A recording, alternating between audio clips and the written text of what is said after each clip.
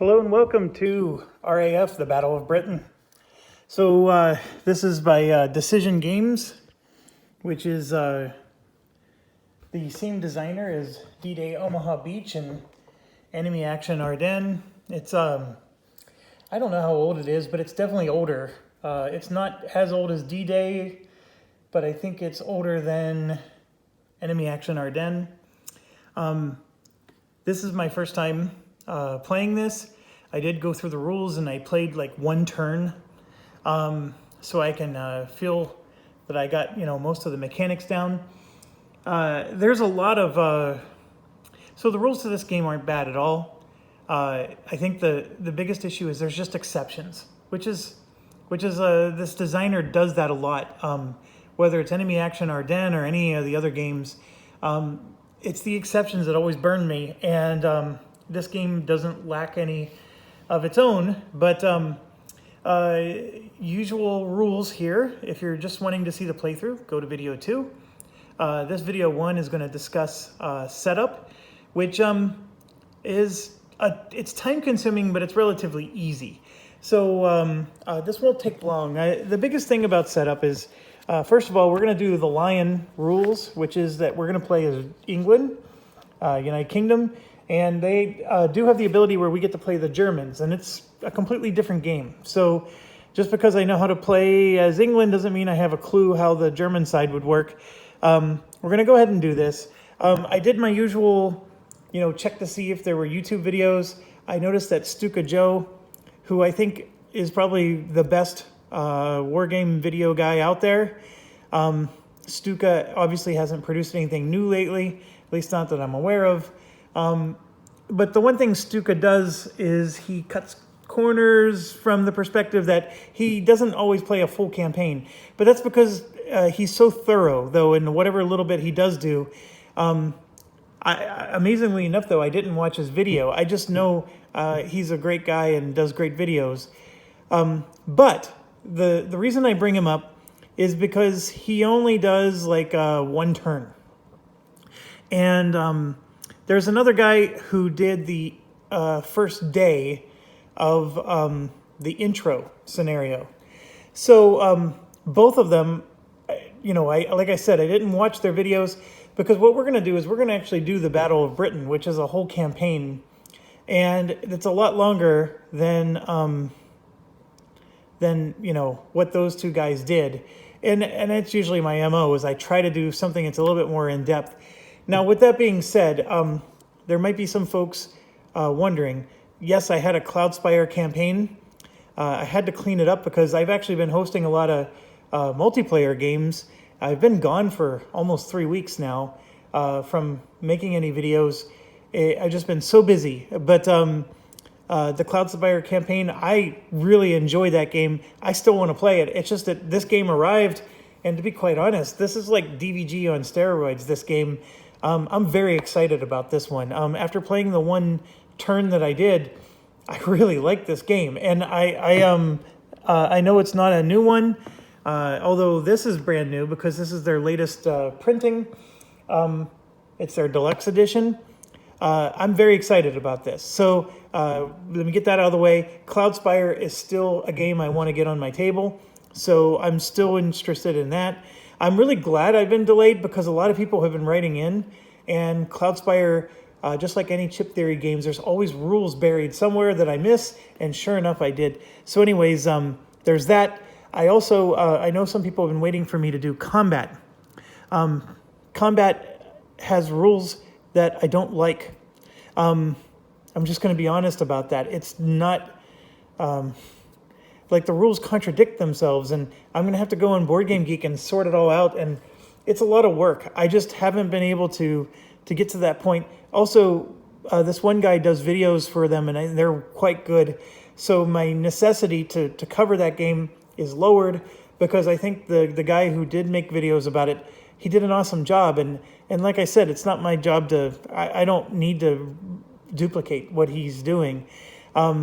It's still on my list. I still want to get to it, but I just haven't done that. This game interests me far more than combat does. I think largely because this is more historical. Combat is just a bunch of scenarios. I'm not as interested in that. I definitely have a lot more interest in this than I do. I have more interest in Cloudspire than combat as well. And then, just so you guys know, I'm also still playing War Room. We just recently had a really awesome 4-player game of that, and we've played War Room now 13 times. I'm not kidding. It's been that many. It's been an amazing game.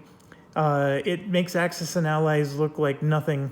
War Room is definitely my kind of war game. It's definitely a beer and pretzels kind of war game, but it's got some really great strategies to it. And okay, enough of that. Let's get to this game. How do we set it up? The setup is here. They go through a nice depiction of all the markers. The best thing that I can tell you is that some components are only for the German player game. Some are only for, the Lion, which is what we're doing. The German would be the Eagle. And then this is also a 2-player game. So one of the things that can confuse you is you may have components that you need to use or don't need to use. The rule book is specifically for Lion. There's another full rule book for 2-player, another full rule book for Eagle. Some of it will be redundant, right? Because the rules really don't change from one to the other, but it does do a great job of laying out which components you need for this play. The section you want to get to is setting up for play, section 3, okay? And then you have to choose your scenario, and you can see there's quite a few, and we're doing what's called the Battle of Britain, which is the entire campaign. It's supposed to take about 12 hours. Obviously, with me recording and chatting, this is going to be double that. That's usually how it plays out. But we'll see. I might lose miserably, so it may not take 12 hours. Okay, the one thing that you need to do, it's a little time consuming, is you have to divide cards into decks. So there's a target deck, a force deck, a raid. Here, let me show you a little bit better. Here, there's some glare and some shadows. Okay, so you need a target deck, a force deck, a raid event deck, and a day event deck. That's not hard, because you can see here that you have day event cards. There's strategy. Oh, we may not even be using strategy cards. Are we using strategy? No, we are not. Okay, this must be for the Eagle only, but I'll just set those over here. Anyways, we got the different decks of cards, okay? That's not a big deal.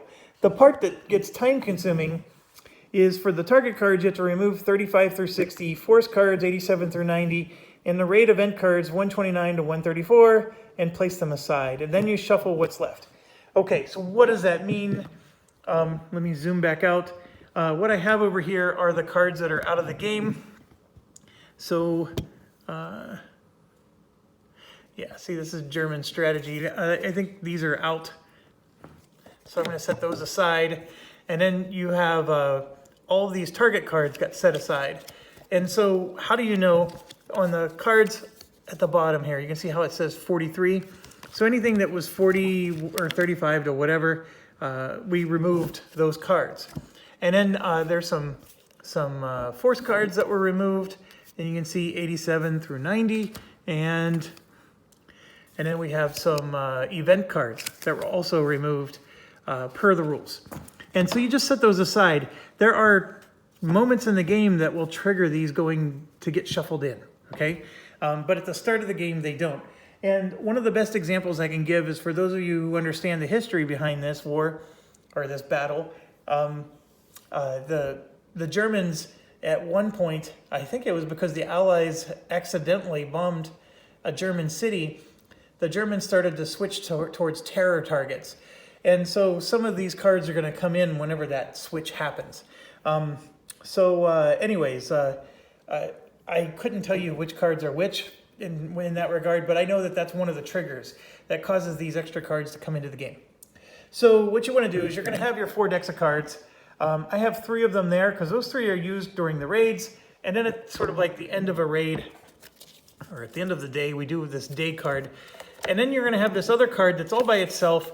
It's just a radar systems card that says crippled. So let me just explain real quick. what this card is meant to do is, you can see here on the top, if you've ever played a coin game, the coin game, you could see the event that's coming this turn and then the event that's coming next turn, and you can sort of make a decision based on that. And I'm sorry I'm referencing another game you may never have played, but that's a very common thing that happens in a coin game. Well, in this game, you got that same phenomenon, but this is only if you have an early warning system from your radar. And you can see that the Luftwaffe 3 or Luftwaffe 2, and I could be pronouncing it wrong, I apologize. But anyways, but what happens is if your radars get crippled, your radar systems get crippled, what you do is you put this on top of the deck and you don't get to see anywhere where they're coming from. Because that 3 versus the 2 means something. And we can talk about that later, but you have no advanced warning of where the Germans are coming. And with the radar system, you actually have a really nice ability to see where they're coming, and then you can get your planes aligned accordingly. So it's a very big thing when your radar system is crippled. At least I think it would be, but that's all that card's for, is it's just meant to cover that up so you don't have access to this information. Okay, the rest of it is, for unit placement, it tells you a number, 27 and 77. Make sure you count. And here's why. It's actually real easy to get it wrong, but let me show you a unit here. This is a British Spitfire, as you can see. And see how it has this little R on the bottom left? That's a reinforcement. So this does not, you don't start the game with reinforcements. These come in later. And as you can see, the British have a very large stack of reinforcements here. Let me get that so it's not so blurry. And then there's these Blenheims that have the little blue, gotta put this down, I'm having focus issues. See how it has the little blue numbers? These Blenheims are only used if you're playing with the night rules, which are advanced rules. And by the way, we're not going to play with any advanced rules. I was very tempted to, but I think we got our hands full just getting the base game going. The advanced rules definitely add a lot of extra checks. I'm not even sure it's adding a lot of fun, to be quite honest, after reading it, but it does make it a bit more realistic. And anyway, so because we're not using the Blenheims, it used to be a video game I played where the Blenheim plane was awesome. But anyways, because we're not doing the Blenheims, the Blenheim replacement marker is also out of the game. And let's zoom this in a little bit. The delayed response marker is out because this is also an advanced rule. The delayed response is actually really cool. What this simulates is that the Germans are actually going to bomb the target, but then what we're doing is we're delaying our response, so we will intercept them after the bombing occurred instead of before the bombing. It's a neat little thing that you get to do, and it basically allows you to have increased, I don't know what the right word, response, because there's only so many planes within a certain range that can respond based on your intelligence level. Your intelligence level, or your warning level, actually goes up. That's what it is. That's your warning level. Your warning level goes up if you do delayed response. Again, this is an advanced rule. I was very tempted to use it because I think this would be a cool concept, but I'm going to let it sit out for now. And, the designer recommended that you do that until you get a couple plays in, and I haven't had a couple plays. And then there's also ace pilots. You have 2 aces here that can be added to the game. Those are also advanced rules. Again, the rules for these don't seem to be bad. The ace pilots get to do amazing things. And then there's certain conditions for an ace to enter the game, but we're not going to play with any of that. So the only thing here that you're going to play with is I have a stack of Spitfires that have reinforcement on them and a stack of Hurricanes that have reinforcement on them. And just a reminder that bottom left R is what you're looking for. Okay, now, once you set all this stuff aside, you should have 27 fighters for Britain. Now, those 27 fighters are going to be on your board, like so. And the board says 312 here. This is sector 12. And you can see there's a 112, a 212, and a 312. All of them are numbered like this. There's a 12, an 11, and a 10. the units will say right on them 3/12, so that means it goes on the 3/12 section. Easy peasy. And everything goes on the board just like that. You can see here, this is a 3/11, and then over there are the 4/10s, and oh, lo and behold, they're in the 410 section. So you got to do that. It's 27 total units, and they will scatter throughout your board. Now, one thing that's interesting is some sections have tons of free room, other ones don't. Like this one here, you know, where do I put them? The patrol area is a special place, so don't put them there. The targets themselves, like you have a radar target, you have an airfield, and you have industry. So, I mean, probably the best place to put it is right where the number is, and that's where you should probably put your units. Anyways, it's a little bit of a crapshoot, and the board itself has like issues with staying down. I probably should have put a heavier game on it overnight before I started playing, but it is what it is, and as you can see, it cracks up like that. The mounted board is quite nice if it wasn't for this one particular issue, and maybe over time, once I flatten it out some more, that issue will go away. Okay, so, excuse me. So the British is what it is. It was very easy to figure out, and you just have to weed out the reinforcement ones. That's the hardest part. And like I said, the R on the bottom left corner is what you need to do. Now the German ones, as you can see, all the German markers are coming out. There are no reinforcements for the Germans, and they all come out on here. And so there's a couple of things you've got to look for. Obviously, this is a JU-87, okay? So that goes into the JU-87 box. But there's two JU-87 boxes. There's this one here, which is for Luftwaffe 2, and then there's one for Luftwaffe 3, okay? How do I know which one's which? It's really simple. There's a number 2 there. So see that 2? That means he goes into the 2 box. So he will go here, and same with this one, has a 2. And you'll notice that all of these have a 2, and they just go into their various, you got the DO-17, the HE-111s, the JU-88s, all the way around, and then you eventually get to the 3, and then you'll notice that they all have a 3 next to them. And so here you can see, let me show you an example. Here's 2 JU-87s, side by side. You can see that there's a 2 here and a 3 there, okay? But there's another way you can tell, and I think it's a pretty cool thing. I'm glad that they did this.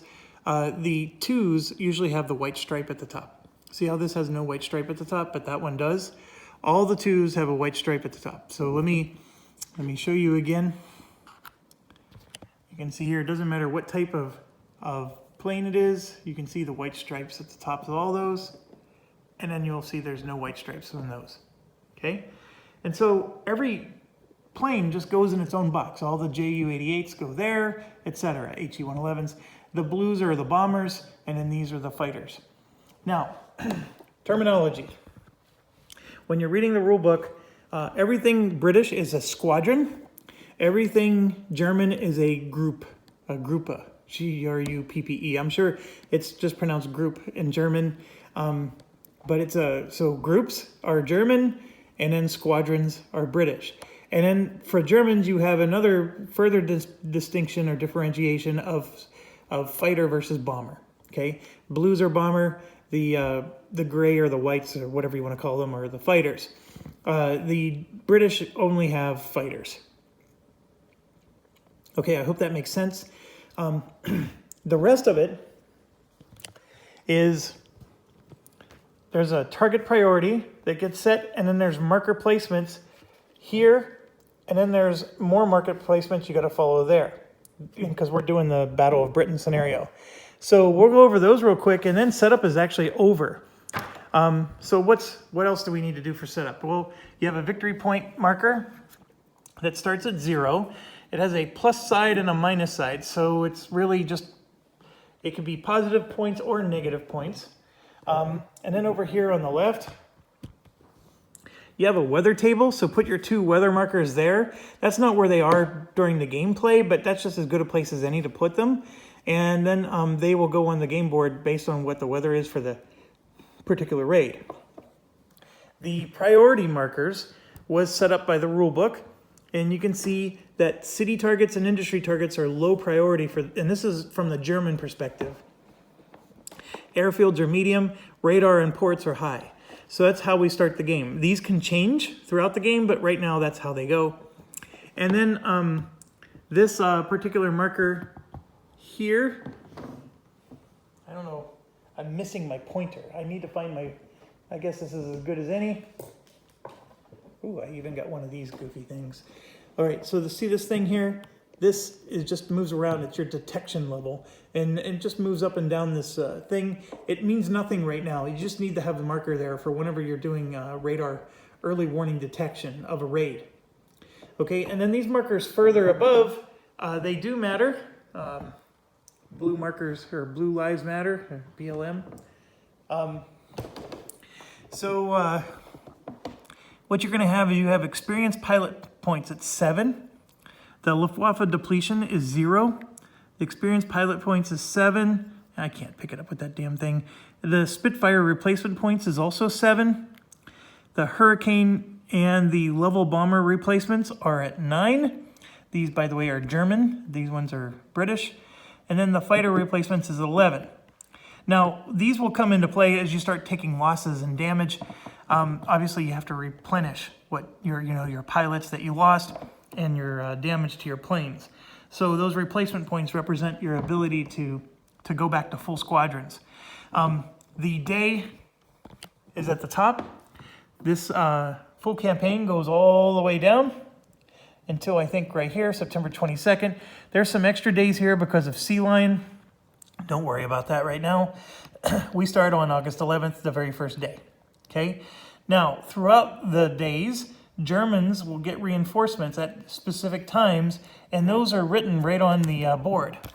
Whoops, I just knocked stuff off the board here.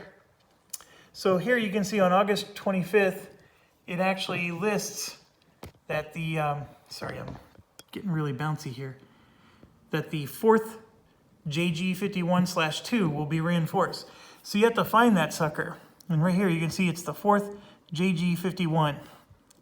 And then I think the /2 just means it's the 2nd Luftwaffe, which means that it's going to have the white stripe on the top and the 2 right here. Now, how do you know what this is? See that R? That R means reinforcement. So when you're sorting through the German ones, you can see the reinforcement ones and get those set aside, and then you got to find its spot on the board. And then the Sea Lion goes here, and basically that's a Sea Lion check. If you're doing bad and you don't have enough victory points, the Sea Lion will start, and basically that means you're losing the game. All right, so that's setup. It's very straightforward, very simple. Compared to Enemy Action Ardennes, this game is a lot simpler. I think it's largely because you're sort of playing tower defense in this game. And so I think this game is just it's more conducive to a simpler rule set than trying to manage armies that are moving across a map and defending certain zones. But, oh, I forgot one other thing. The time marker, we start at 0600. And the way raids go is throughout the day, you can have multiple raids. And then eventually the day will end, and then we do a bunch of stuff. So 24 minutes in, that's your setup. When you're doing cards, there was one guy, his video, he put all of his cards right here because this is the daily planning for a 2-player game. You can see up there it says RAF 2-player sequence of play outline. That's this. We are going to be doing the RAF Lion sequence of play, which is down here. And one of my gripes with this game is Decision Games is way better than Compass Games in terms of quality. Maybe not, back in 2008, but definitely today they are. These counters punched like butter. I didn't need to buy a special tool at a hardware store. See all my crisp corners. Everything is perfect. The counters are nice and thick. It wasn't hard. Here's a competing company that was able to do it, and it wasn't hard at all. There's no excuse for Compass Games and the crap quality that they produce. I'm sorry, I know some of you guys like to defend that and think it's no big deal, but I think it is a big deal. And I just bought a game that didn't even cost as much as Combat, and the quality of the counters is amazing. And I have a mounted board. Granted, my mounted board isn't laying flat right now, but I can fix that. Not worried about that. It's still a much nicer game all across the board.